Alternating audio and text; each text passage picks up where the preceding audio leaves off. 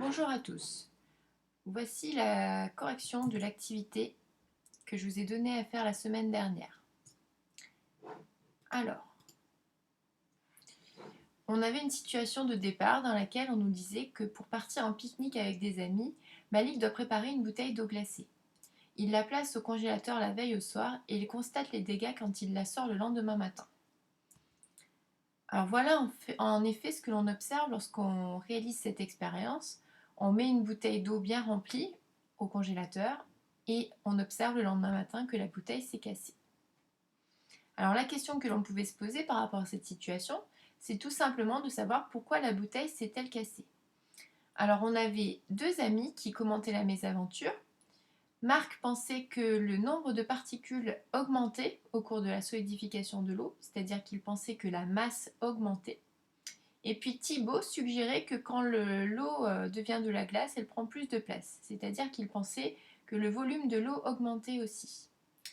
Donc ce que l'on peut se poser comme question aussi, c'est de savoir si c'est la masse et ou le volume de l'eau qui augmente.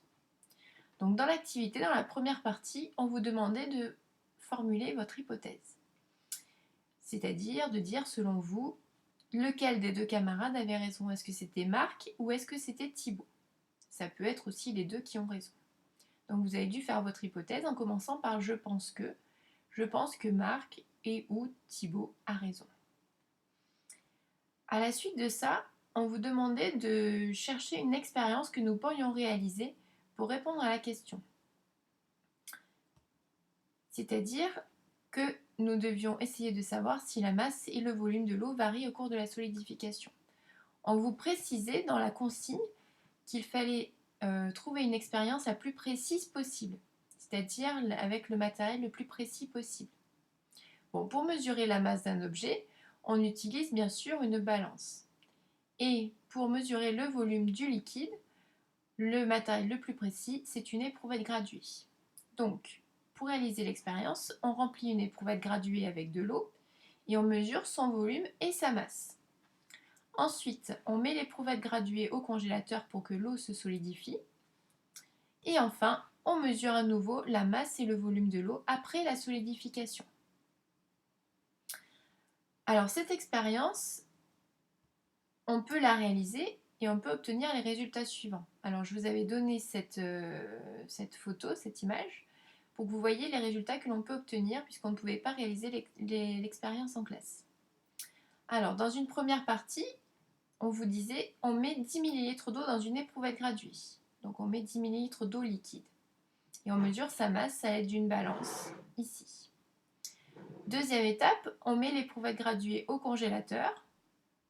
Et troisième étape, on sort l'éprouvette graduée du congélateur et on observe les résultats suivants. Alors, si on schématise l'expérience, voilà ce que l'on obtient. Au niveau des interprétations, ce que l'on observe, c'est que on a 10 ml d'eau liquide au départ, dans l'éprouvette graduée, ici. Si on mesure la masse de 10 ml d'eau avec la balance, on va obtenir 10 grammes.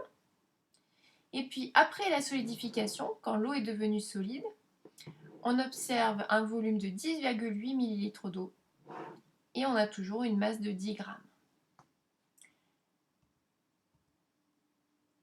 C'est ce qu'on peut noter au niveau des interprétations. La masse de l'eau n'a pas changé, elle est restée à 10 grammes. Par contre, le volume de l'eau a augmenté, on est passé de 10 ml à 10,8 ml d'eau.